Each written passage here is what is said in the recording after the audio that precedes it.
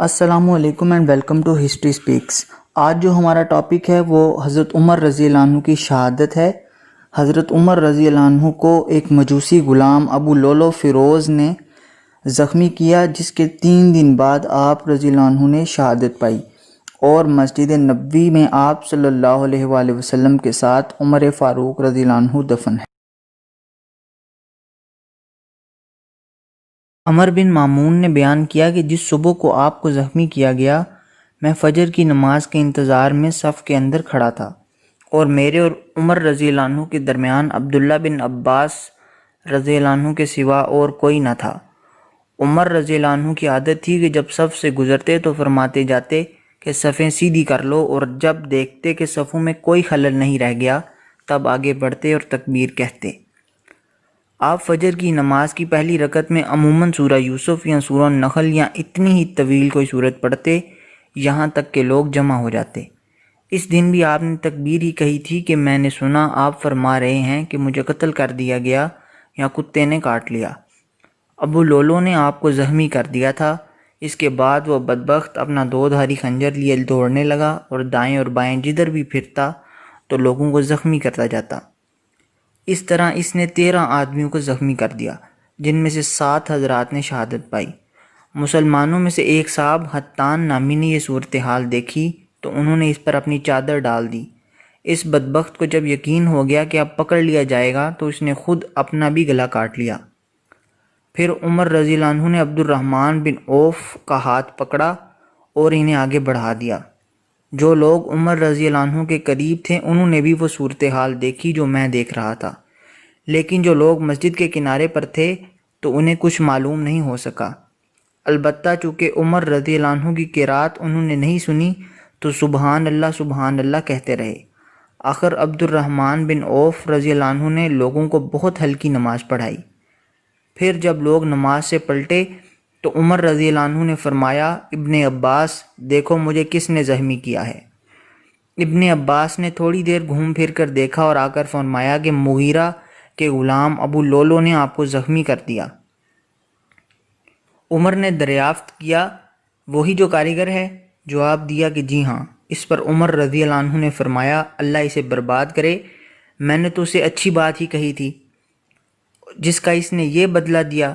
اللہ تعالیٰ کا شکر ہے کہ اس نے میری موت کسی ایسے شخص کے ہاتھوں نہیں مقدر کی جو اسلام کا مدعی ہو۔ تم اور تمہارے والد عباس رضی اللہ عنہ اس کے بہت ہی خواہش مند تھے کہ اجمی غلام مدینہ میں زیادہ سے زیادہ لائے جائیں، یوں بھی ان کے پاس غلام بہت تھے۔ اس پر ابن عباس رضی اللہ عنہ نے فرمایا، اگر آپ فرمائیں تو ہم بھی کر گزریں۔ مقصد یہ تھا کہ اگر آپ چاہیں تو ہم بھی مقیم اجمی غلاموں کو قتل کر ڈالیں۔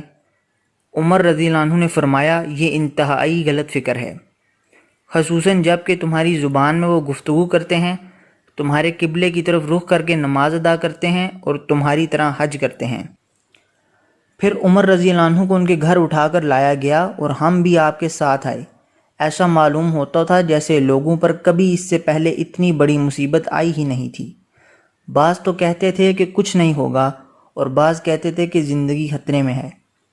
اس کے بعد کھجور کا پانی لایا گیا، اسے آپ نے پیا تو وہ آپ کے پیٹ سے باہر نکل آیا۔ پھر دودھ لایا گیا، اسے بھی جوں ہی آپ نے پیا زخم کے راستے وہ بھی باہر نکل آیا۔ اب لوگوں کو یقین ہو گیا کہ آپ کی شہادت یقینی ہے۔ پھر ہم اندر آ گئے اور لوگ آپ کی تعریف بیان کرنے لگے۔ اتنے میں ایک نوجوان اندر آیا اور کہنے لگا، امیر المومنین، آپ کو خوشخبری ہو، اللہ تعالیٰ کی طرف سے آپ نے رسول اللہ صلی اللہ علیہ وآلہ وسلم کی صحبت اٹھائی، ابتدا میں اسلام لانے کا شرف حاصل کیا جو آپ کو معلوم ہے، پھر آپ خلیفہ بنائے گئے اور آپ نے پورے انصاف سے حکومت کی، پھر شہادت پائی۔ عمر رضی اللہ عنہ نے فرمایا، میں تو اس پر بھی خوش تھا کہ ان باتوں کی وجہ سے برابر پر میرا معاملہ ختم ہو جاتا، نہ ثواب ہوتا نہ عذاب۔ جب وہ نوجوان جانے لگا تو اس کا تہمند لٹک رہا تھا۔ عمر رضی اللہ عنہ نے فرمایا، اس لڑکے کو میرے پاس واپس بلاؤ۔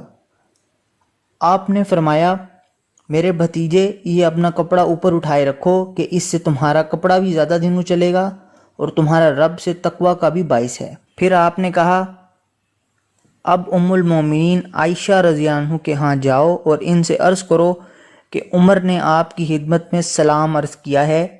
امیر المومنین میرے نام کے ساتھ نہ کہنا، کیونکہ اب میں مسلمانوں کا امیر نہیں رہا ہوں۔ تو ان سے عرض کرنا کہ عمر بن خطاب نے اپنے دونوں ساتھیوں کے ساتھ دفن ہونے کی اجازت چاہی ہے۔ عبداللہ بن عمر نے عائشہ رضی اللہ عنہ کی خدمت میں عرض ہو کر سلام کیا اور اجازت لے کر اندر داخل ہوئے۔ دیکھا کہ آپ بیٹھی رو رہی ہیں، پھر کہا کہ عمر بن خطاب نے آپ کو سلام کہا ہے اور اپنے دونوں ساتھیوں کے ساتھ دفن ہونے کی اجازت چاہی ہے۔ عائشہ رضی اللہ عنہ نے کہا، میں نے اس جگہ کو اپنے لیے منتخب کر رکھا تھا، لیکن آج میں انہیں اپنے اوپر ترجیح دوں گی۔ پھر جب ابن عمر رضی اللہ عنہ واپس آئے تو لوگوں نے بتایا کہ عبداللہ آ گئے، تو عمر رضی اللہ عنہ نے فرمایا کہ مجھے اٹھاؤ۔ ایک صاحب نے سہارا دے کر آپ کو اٹھایا۔ آپ نے دریافت کیا کہ کیا خبر لائے ہو؟ کہا کہ جو آپ کی تمنا تھی۔ امیر المومنین عمر رضی اللہ عنہ نے فرمایا، الحمدللہ، اس سے اہم چیز میرے لیے کوئی نہیں رہ گئی تھی، لیکن جب میری وفات ہو چکے اور مجھے اٹھا کر لے چلو تو پھر میرا سلام ان سے کہنا اور عرض کرنا کہ عمر بن خطاب رضی اللہ عنہ نے آپ سے اجازت چاہی ہے۔ اگر وہ اجازت دے دیں تو تب تو وہاں دفن کرنا، اور اگر اجازت نہ دیں تو مسلمانوں کے قبرستان میں دفن کرنا۔